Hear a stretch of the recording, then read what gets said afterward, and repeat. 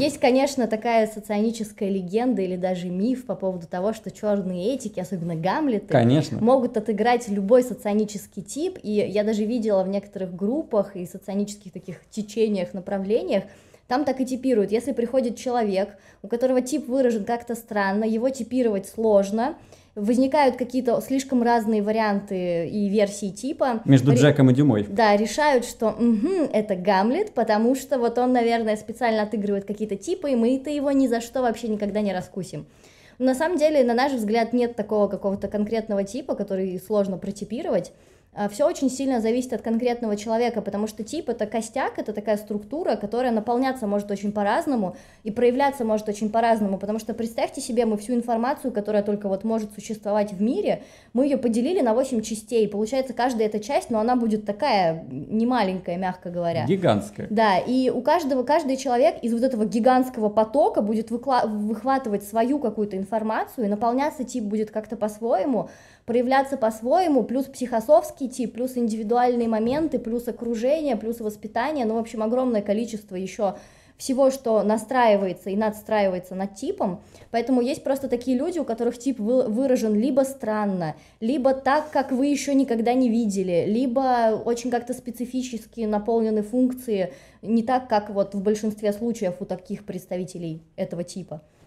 Вот, поэтому просто бывают люди, которых сложнее типировать, люди, которых проще типировать, кто-то, у кого тип выражен более стандартно, у кого-то менее стандартно, поэтому это дело вот случая, дело практики. Вот у нас бывало не раз, допустим, у нас есть такой курс практикум, там мы тренируемся типировать наших друзей, знакомых, родственников, то есть все участники присылают видео со своими, вот кто у них в ближайшей зоне досягаемости, скажем так.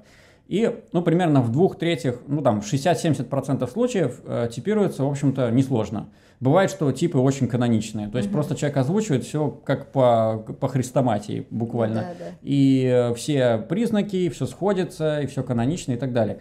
Но бывает какой-нибудь человек, у него такой нестандартный психологический профиль, и мы, значит, над ним так это самое хорошо сидим, мы его изучаем, пересматриваем видео раз, два, три, просим дополнительную анкету, изучаем дополнительную информацию. И иногда даже приходится смотреть страницы, читать какие-нибудь блоги, ну, в общем, просто огромное количество всякой дополнительной информации просить. Да, то есть мы о нем собираем гигантское количество информации, и мы приходим в конце концов к тому, что это, например, Габен.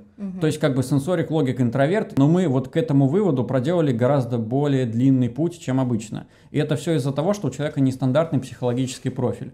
Вот тут нету какой-то конкретной привязки к конкретному типу. Бывают нестандартные представители, ну, наверняка у каждого типа. У нас просто не про каждый тип есть большая база наблюдений. Выборка, да. Встречаются очень, бывают, нестандартные представители, которые настолько далеки от описаний в соционике, что описания просто это, они просто не нужны. Вот описание — это зло. Они очень многих людей запутывают, сбивают с толку, настраивают негативно против соционики во многом, потому что описание, опять же, это рамки. Вот. Очень сложно сделать какое-то описание, которое бы подходило там 800 миллионам человек одного и того же типа. Вот чтобы описание им всем подошло, и каждый сказал: да, это про меня. Вот. Да, вообще с описаниями несколько проблем. Они, во-первых, списаны почти все с каких-то конкретных людей. Это, кстати, и соционических описаний касается, и психософских.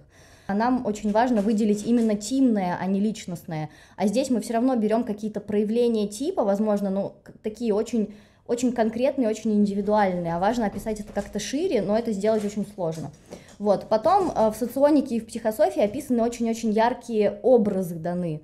И получается, что если в соционике описан какой-нибудь сенсорик, то это будет описан обязательно сенсорик с какой-нибудь высокой физикой, еще и какой-то очень яркий представитель типа, у которого все это и то, и другое проявлено максимально канонично. И получается портрет такой прям очень-очень-очень яркий. Если в психософии точно такая же беда, если описана там высокая физика, то там будет описан сенсорик с высокой физикой, тоже какой-нибудь особенно дикий.